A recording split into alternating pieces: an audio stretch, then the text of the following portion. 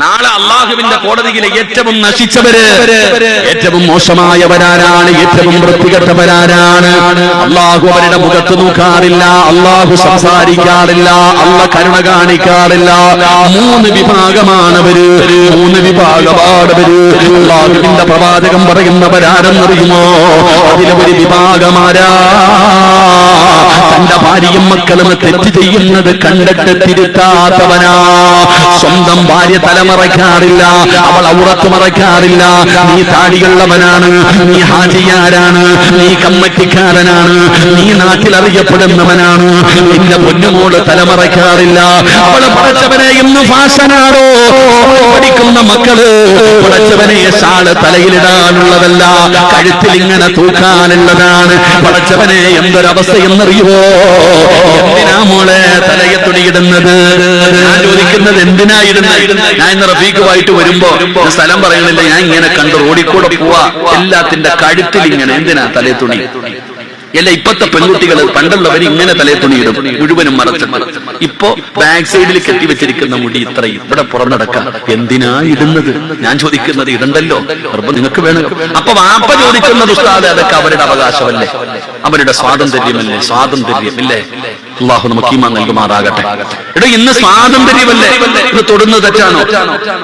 കൂടെ പഠിക്കുന്നവന്റെ ശരീരത്ത് തൊടുന്നത് തെറ്റാണോ? ഇപ്പൊ കണ്ടില്ലേ, കണ്ണിങ്ങനെ പൊത്തിപ്പിടിക്കും, ഒന്ന് ചുംബനം കൊടുക്കും. എന്നാ രസം എന്നറിയാം, കണ്ണിങ്ങനെ പൊത്തിപ്പിടിക്കുന്നു.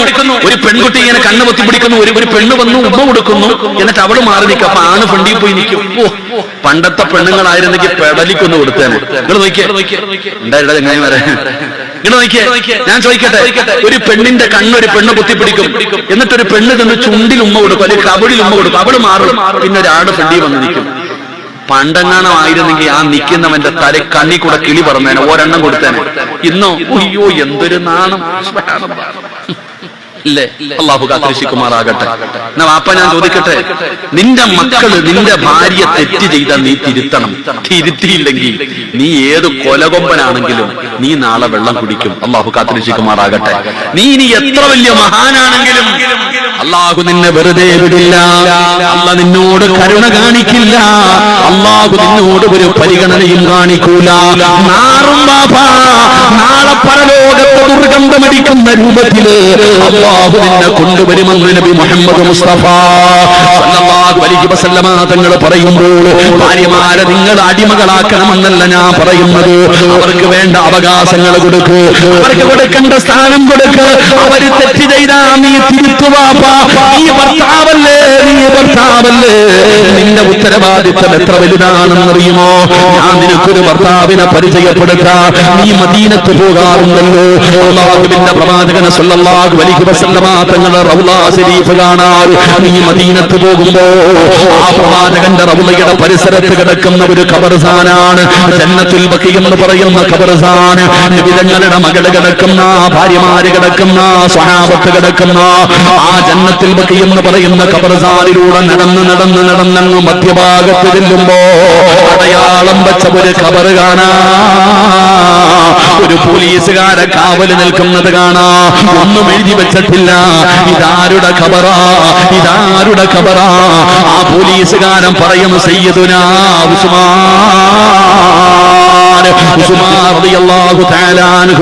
ചരിത്രമെടുത്ത് വായിച്ചു നോക്ക്. ഇസ്ലാമിന്റെ മൂന്നാമത്തെ ഖലീഫയാണ്, രാജ്യം ഭരിച്ചുകൊണ്ടിരിക്കുകയാണ്.